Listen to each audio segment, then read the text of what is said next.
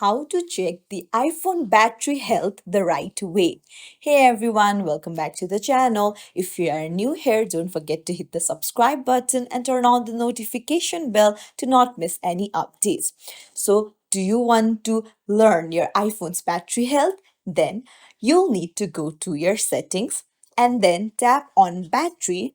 So here you'll find battery health and charging. Tap on it and there you'll find the maximum capacity. So that is a battery health. So my battery health is 74%. This is a measure of battery capacity relative to when it was new.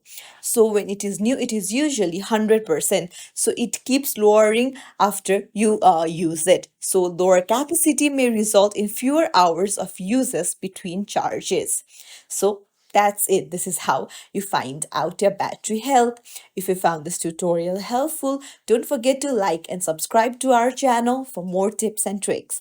Thank you for watching.